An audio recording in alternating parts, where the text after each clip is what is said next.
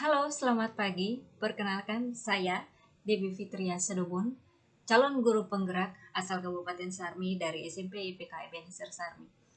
Izinkan saya untuk menyampaikan refleksi saya terkait elaborasi pemahaman materi nilai dan peran guru penggerak.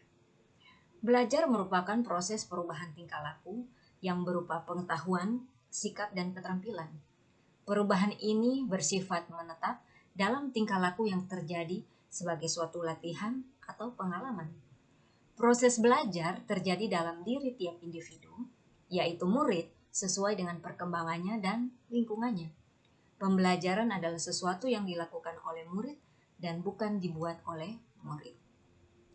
Oleh karena itu, melalui program pendidikan guru penggerak, Kementerian Pendidikan dan Kebudayaan Republik Indonesia mengharapkan agar para pendidik atau guru, terlebih khusus adalah saya, yang kelak akan menjadi seorang guru penggerak, dapat menciptakan suatu ekosistem pembelajaran yang mendorong tumbuh kembang murid secara holistik, secara aktif, serta proaktif dalam mengembangkan diri dan rekan kerja untuk mengimplementasikan pembelajaran yang berpusat kepada siswa.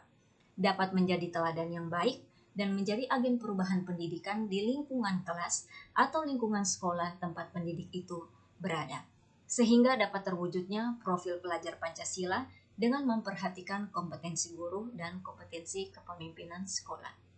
Ketika seorang guru seperti saya menjalankan peran sebagai guru penggerak secara baik, maka dampak positif atau dampak baik yang akan dirasakan dan diperoleh murid yaitu murid akan mengenal siapa dirinya sendiri. Dia akan mengetahui potensi, bakat, dan minatnya yang ada dalam dirinya yang harus ia kembangkan sehingga ia dapat mencapai kemerdekaan sebagai seorang manusia dan kemerdekaan dalam belajar. Murid juga akan merasakan bahwa dirinya sangat berharga. Karena apa? Karena ia diperlakukan secara hormat, secara sayang, serta diterima apa adanya oleh sang guru. Kebutuhannya untuk memperoleh pendidikan serta pengajaran dapat terpenuhi. Adanya perbaikan karakter yang nantinya menuju kepada perubahan perilaku.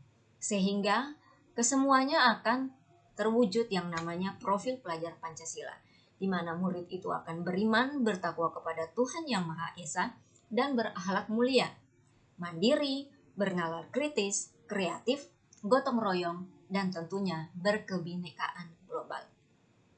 Sepanjang saya berproses atau mempelajari modul 1.2 tentang materi nilai dan peran guru penggerak, kekuatan yang saya miliki adalah adanya nilai-nilai kuat yang menjadi bagian penting dalam peran saya sebagai seorang guru yang berguna untuk membantu tumbuh kembang dari murid-murid saya. Nilai-nilai tersebut meliputi nilai mandiri, nilai reflektif, nilai kolaboratif, nilai inovatif, dan tentunya keberpihakan kepada murid.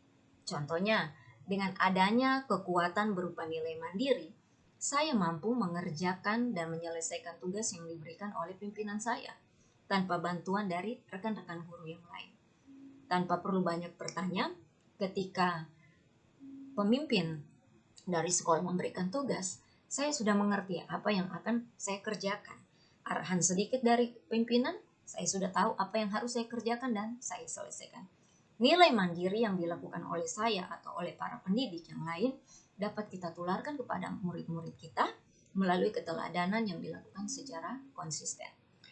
Kontribusinya secara nyata dapat diberikan oleh saya dari kekuatan tersebut untuk berinovasi menyediakan pengalaman belajar yang bermakna bagi para murid adalah dengan mengajak mereka langsung terjun melihat tugas yang diberikan kepada murid kepada guru yang harus diselesaikan secara mandiri, sambil memberikan motivasi kepada para murid untuk melakukan hal yang sama seperti yang guru tersebut lakukan, sehingga murid itu bisa melakukan dan guru pun menyampaikan dampak apa yang akan murid peroleh ketika ia melakukan nilai kemandirian tersebut.